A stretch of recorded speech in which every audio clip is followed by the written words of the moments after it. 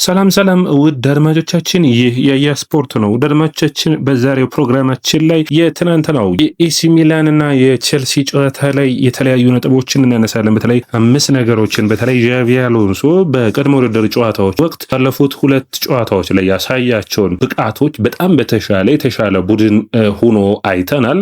ብዙዎቹ እንግዲህ ይከራከራሉ በ3-4-3 ቢጫወት በ4-3-3 ቢጫወት የሚል ነው። የ3-4-3 ጨዋታ ሂደት ግን ምን ያክል ኤሲ ሚላንን በመከላከሉ ረገድ ጠንካራ እንደሆነ ቼልሲን ያሳየበት ጨዋታ ነበር። አንድ ነጥብ ግን እዚህ ጋር ማንሳት ይጠበቅብናል። 3-4-3 አጨዋወት ማለት ለቼልሲ ባለፉት ዓመታቶች ውስጥ ወሳኝ የሆኑትን 2ቱን ዋንጫዎች ያመጣ ቼልሲ በ3-4-3 አጨዋወት ነው። በቶማስ ቱሄል ሲር ያንን የአውሮፓ ቻምፒዮንስ ሊግ በ3-4-3 ያጨዋወት ስታይል ነው። ሌላኛው የሚሆነው የአንቶኒዮ ኮንቴው የ2016-17 የእንግሊዝ ፕሪሚየር ሊግን ያሸነፉበት። እነዚህ የጨዋታ ስታይል ቡድን በ3-4-3 ተጫወተ በ4-3-3 ተጫወተ አይደለም። በዘመናዊ እግር ኳስ ውስጥ ብዙ ነገሮችን አካተት የሚጠበቅብን ነጥቦች ስለሚኖሩ ማለት ነው። ደርማቻችን እዚሁ ጋር በተመሳሳይ ዣቪ አሎንሶ የሰጠውን አስተያየት እናንሳና እስኪ በሚገባ እንየው። ዣቪ አሎንሶ ምን አለ?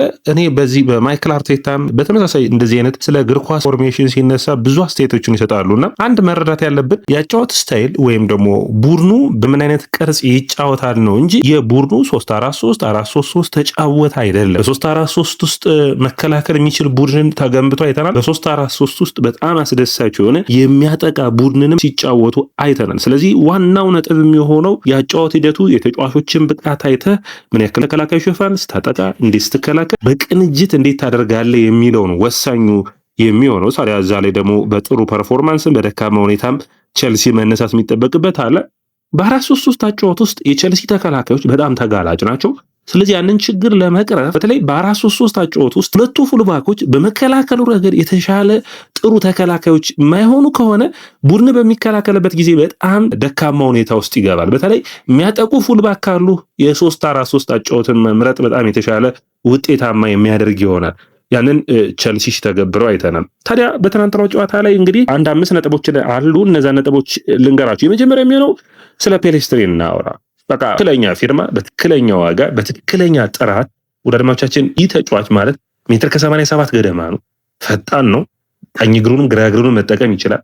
2ቱን ስፔሶች የመሸፈን አቅሙ በካውንተር ሲያጠቃ የመስመር ተጫዋች ራሱ ግራ እግሩን እንደዛ በሚገባ እንደማይጠቀም በጣም ያሳያል። ቀኝ እግሩንም ሲጠቀም በጣም የተሻለ ነው። ግራ እግሩን አሁን ትናንት በግራ ተመላላሽነት ነው ያንን ቦታ እንዴት ይሸፍነዋል ነው። አሁን የግራ ተመላላሾችን ባህሪ በምታዩበት ጊዜ ማጥቃቱ ላይ የቀኝ እግራቸውን የሚጠቀሙ ከሆነ በጣም ውጤታማ ያደርገዋል። ማንን ያስታውሰኛል መሰላችሁ? ካንሴሎ 2 እግሩን እንደዚህ በሚገባ ይጠቀም ነበርና 2ቱን መስመሩ በሚገባ መሸፈን ይችላል። ፔሌስትሪን ችግር ሊሆንበት የሚችለው መከላከሉ ላይ ነው። 3 ተከላካይ ከሆነ ደግሞ የተጫዋቹ የመከላከል ብቃት በጨዋታዎች ውስጥ እያደገ መምጣት የሚችል ነው ብዬ አስባለሁ። በጣም የሚገርም ድንቅ ብቃትን ያዩት ከፔሌስትሪን መከላከሉ ላይ በጣም ጥሩ የመከላከል ቅርጽን ከረጅም ጊዜ በኋላ አይተናል። ፎፋና ጥሩ ነበር። አቺምፖንግ በጣም አስደማሚ ብቃትን ያሳለፈው። ራፋኤል ሊያውን ነው ሊያቆም የቻለው በጨዋታው ላይ በጣም ጥሩ በጣም አስደሳች ብቃት ነው። አማካይ መስመሩን የሚገባ ነው።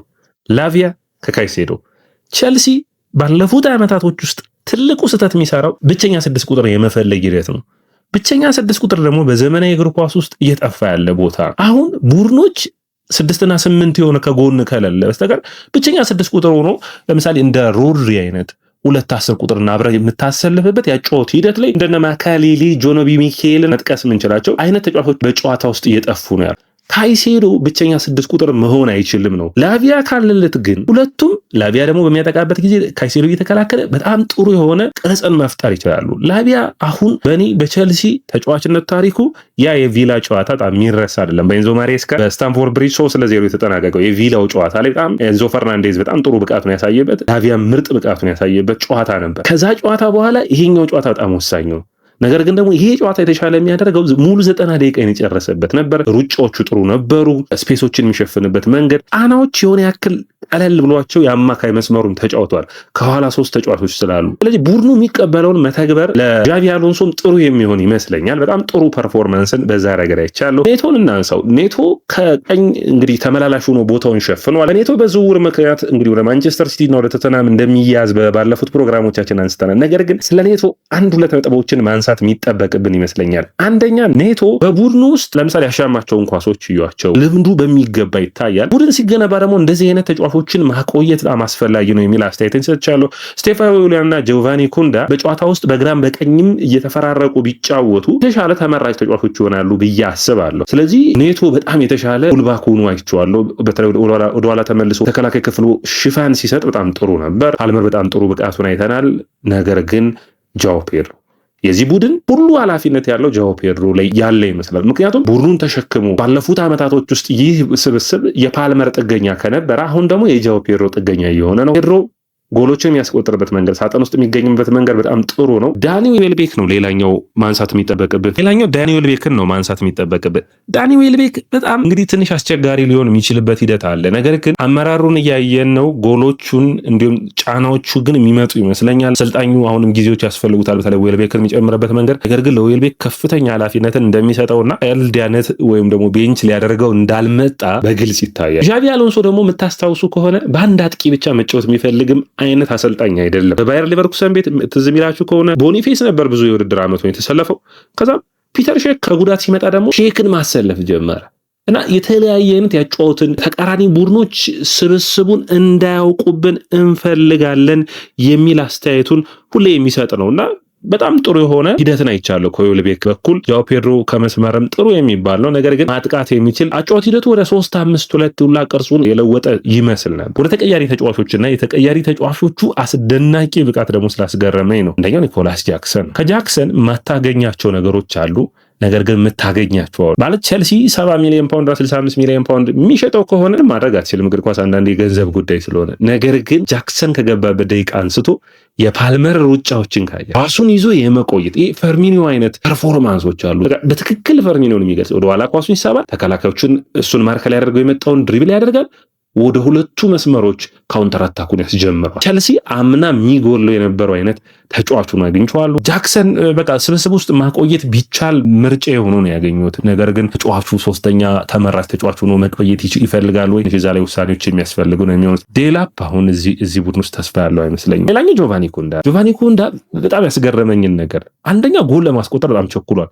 ጫናዎችን ሲፈጥር ይታያል። ሩጫዎቹ ነበሩ፣ በሚገባ ተጽዕኖችን ለመፍጠር ሞክሯል። ነገር ግን አሁን እዚህ ጋር መነሳት የሚጠበቅበት እኔ በጣም ያደነኩት የአካል ብቃቱ ስቴፋኖ ዊሊያን የሚለየው ወዳድማዎቻችን ስቴፋኖ ዊሊያንን ሊበልጠው የሚችለው ተጫዋች በጣም በአካል ብቃቱ ረገድ ፕሪሚየር ሊጉ ተመራጭ ይሆናል። ስቴፋኖ ዊሊያን በኔ እይታ የሳቪኖ አይነት ችግር እንዳይገጥመው ሰጋለሁ።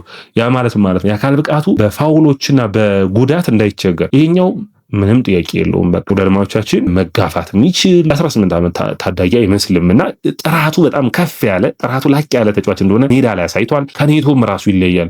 ከኔቶ ከወጣ በኋላ በጣም ቀጥተኛ አጫወት ነው። ስለዚህ ተቃራኒ ቡድን በጣም የሚቸገርበት አይነት ተጫዋች ነው የሚሆነው። ወደ 16 ሹቶችን አድርጎ 3ቶን ታርጌት አይነት ነው። በጣም በአጭር ደቂቃዎች ውስጥ በጣም ጥሩ የሚባል ፐርፎርማንስ ነው ብዬ አስባለሁ። ስቴፋኖ ዊሊያን እኔ ወደ 10 ቁጥር ቦታ ላይ ቢመጣ የተሻለ ተመራጭ የመሆን ያለው ይመስለኛል፣ መስመሩን ጠብቆ ከመጫወት ይልቅ ማለት ነው። ነገር ግን ያንንም ቢሆን የሚነካበት አይመስለኝም። ብቻ የቸልሲ ጥራት ጥሩ ነበር በአጠቃላይ ብዬ አስባለሁ። እዚህ ቡድን ላይ ኤንዞ ፈርናንዴዝ ሲጨመር፣ እዚህ ቡድን ላይ ጉስቶ ሲጨመር በጣም የተሻለ ቡድን ይመጣል። ይህ ማለት ግን ወዳድማቻችን አሁንም በሚገባ ጊዜ የሚያስፈልገው አሰልጣኝ ነው ዣቪ አሎንሶ። አሁንም ቀጣይ 2-3 ጨዋታዎች ላይ ችግር ሊኖር ይችላል። የእነዛን ጨዋታዎች ያላመደ ቡድኑን እንደ ፕሮጀክት በሚገባ መገንባት መቻል የሚያስፈልገው ይመስለኛል።